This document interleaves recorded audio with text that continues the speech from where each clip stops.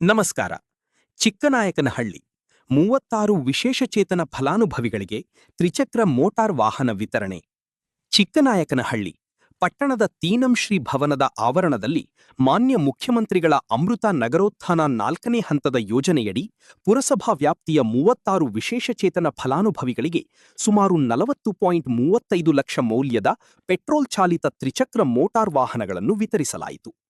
JDS ಶಾಸಕಾಂಗ ಪಕ್ಷದ ನಾಯಕರು ಹಾಗೂ ಜನಪ್ರಿಯ ಶಾಸಕರಾದ ಶ್ರೀ ಸುರೇಶ್ ಬಾಬು ಸಿಬಿ ಅವರು ಫಲಾನುಭವಿಗಳಿಗೆ ವಾಹನಗಳ ಕೀಗಳನ್ನು ಹಸ್ತಾಂತರಿಸಿ ಶುಭ ಹಾರೈಸಿದರು. ಈ ಸಂದರ್ಭದಲ್ಲಿ ಮಾತನಾಡಿದ ಅವರು, ವಿಶೇಷಚೇತನರ ಸಂಚಾರವನ್ನು ಸುಲಭಗೊಳಿಸುವ ಹಾಗೂ ಅವರ ಸ್ವಾವಲಂಬನೆ ಮತ್ತು ಆತ್ಮವಿಶ್ವಾಸವನ್ನು ಹೆಚ್ಚಿಸುವ ಉದ್ದೇಶದಿಂದ ಸರ್ಕಾರ ಈ ಯೋಜನೆಯನ್ನು ಜಾರಿಗೊಳಿಸಿದೆ ಎಂದು ತಿಳಿಸಿದರು. ತ್ರಿಚಕ್ರ ವಾಹನಗಳ ವಿತರಣೆಯಿಂದ ಫಲಾನುಭವಿಗಳ ದೈನಂದಿನ ಜೀವನಮಟ್ಟ ಸುಧಾರಣೆಯಾಗಲಿದ್ದು, ಉದ್ಯೋಗ, ಶಿಕ್ಷಣ ಹಾಗೂ ವಿವಿಧ ಅಗತ್ಯ ಕಾರ್ಯಗಳಿಗೆ ಸುಲಭವಾಗಿ ಸಂಚರಿಸಲು ಅನುಕೂಲವಾಗಲಿದೆ ಎಂದರು.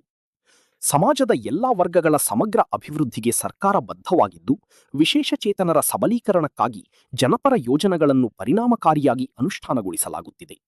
ಸರ್ಕಾರದ ಸೌಲಭ್ಯಗಳು ಅರ್ಹ ಫಲಾನುಭವಿಗಳಿಗೆ ತಲುಪುವಂತೆ ಸಾರ್ವಜನಿಕರು ಹಾಗೂ ಅಧಿಕಾರಿಗಳು ಸಹಕರಿಸಬೇಕು ಎಂದು ಅವರು ಕರೆ ನೀಡಿದರು. ಕಾರ್ಯಕ್ರಮದಲ್ಲಿ ಮಾಜಿ ಪುರಸಭಾ ಅಧ್ಯಕ್ಷರು, ಮಾಜಿ ಪುರಸಭಾ ಸದಸ್ಯರು, ಪುರಸಭೆಯ ಮುಖ್ಯಾಧಿಕಾರಿಗಳು, ಸಿಬ್ಬಂದಿಗಳು ಹಾಗೂ ಸಾರ್ವಜನಿಕರು ಉಪಸ್ಥಿತರಿದ್ದರು.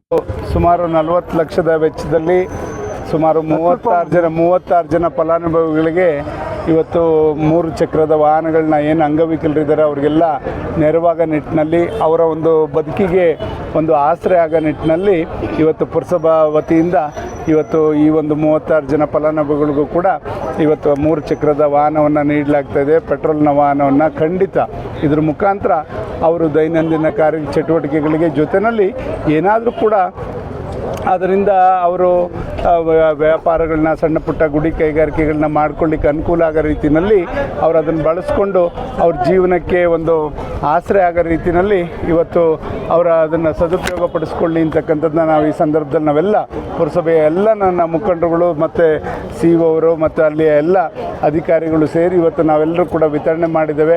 ಖಂಡಿತ ಇದು ಒಂದು ಸಾರ್ಥಕವಾದಂಥ ಕೆಲಸ. ಈ ಥರ ಯಾರಿಗೆ ಕೈಲಾಗಲ್ಲ ಅಂಥವ್ರಿಗೆ ನೆರವಾಗ್ತಕ್ಕಂಥದ್ದು ಇದೆಯಲ್ಲ, ಅದಕ್ಕಿಂತ ಪುಣ್ಯವಾದ ಕೆಲಸ ಬೇರೆ ಏನಿಲ್ಲ. ಆ ನಿಟ್ಟಿನಲ್ಲಿ ಇವತ್ತು ಈ ಒಂದು ಕಾರ್ಯ ಇವತ್ತು ಜರುಗಿರ್ತಕ್ಕಂಥದ್ದು. ಇದನ್ನು ಅವರು ಬಳಸ್ಕೊಂಡು ಇದ್ರ ಮುಖಾಂತರ ಅವ್ರು ಇನ್ನೂ ಕೂಡ ಲವಲವಿಕೆಯಿಂದ ಸಾಕಷ್ಟು ಅವರ ಆರೋಗ್ಯವನ್ನು ಚೇತರಿಸ್ಕೊಂಡು ಅವರ ಒಂದು ಬದುಕನ್ನು ಕಟ್ಕೊಳ್ಳಿ ಅಂತ ನಾನಾದರೂ ಕೂಡ ಶುಭವನ್ನು ಹಾರೈಸ್ತೇನೆ.